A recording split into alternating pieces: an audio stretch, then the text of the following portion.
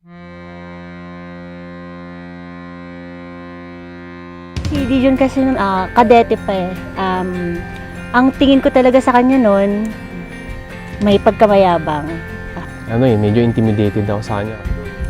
Yung sa 8 years kasi namin, nakita ko sa kanya na sobrang tiyaga niya. Kita ko maganda. Tapos matangkad pa, halos same height kami. Sobrang supportive siya sa lahat ng ginagawa ko. Simple lang siya. Yung mga gusto niya sa buhay, halos pareho lang kami.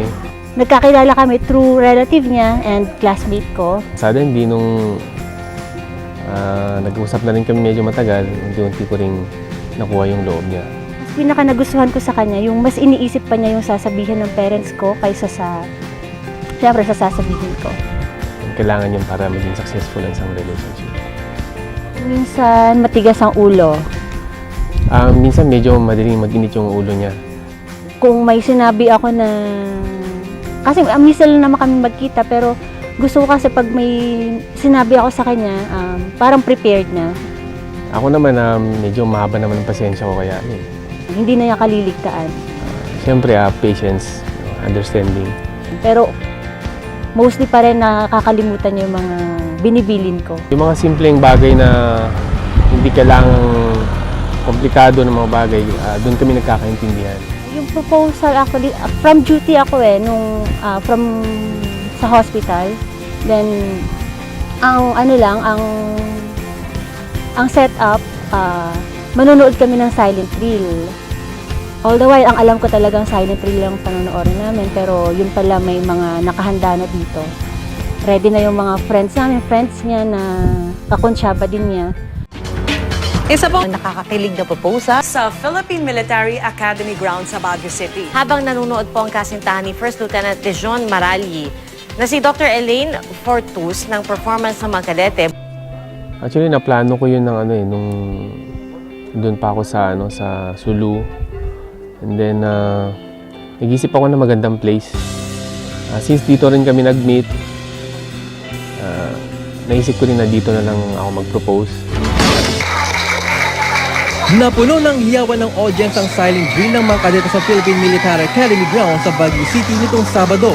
Yan ay matapos silang masaksihan ng kakaiba at nakakakilig na wedding proposal ng sundalong si Lieutenant Dijon Marali sa kanyang kasintahang si Dr. Elaine Fortus. And then, naisip ko yung silent drill na gawing way na doon ako mag-propose kasi may formation doon na maganda. Isang malaking formation ng I Love You ang binuo ng mga kadete sa PMA ground. That was July...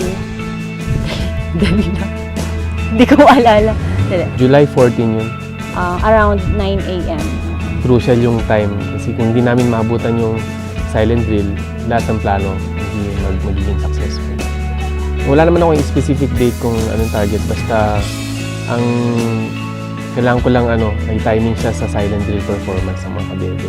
Kasi yun yung pinaka-highlight sa lahat. At the same time, sabi nila first time daw nangyari dito sa atin. While waiting for the silent drill, medyo naiirita ako sa kanya nun kasi tawag siya ng tawag, text siya ng text. Saka yung... Basta lagi siya umaalis sa tabi ko noon. Yung naalala ko nung proposal. Ayun, nung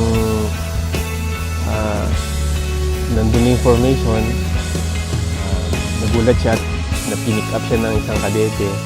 Di naman inakala ni Elaine na para sa kanya pala ang performance. Hanggang sa bigla na lang siyang sunduin ng isang kadete mula sa haring ng mga nanonood at dinala sa harap ng stage. Actually, nung kunin ako ng kadete para pumunta sa gitna, hinahanap ko siya kung nasaan na siya kasi mamimiss na yung event na yun, yung time na yun na parang first time kasi na may dadalhin civilians sa gitna while doing the silent drill. Then, ayun, bigla akong lumabas sa stage.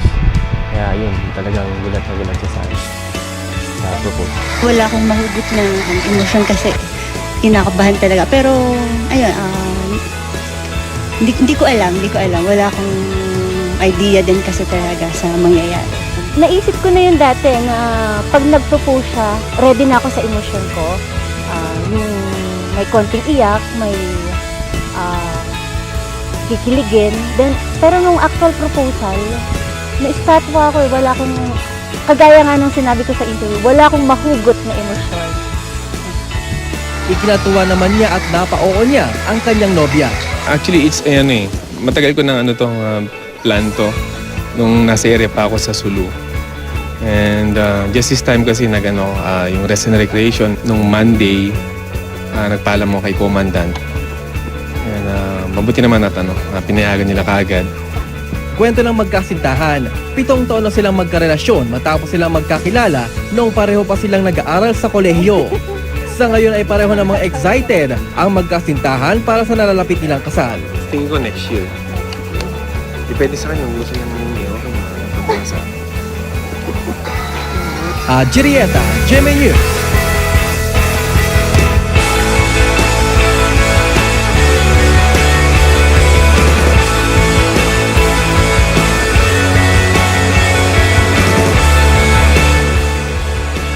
After 10 years,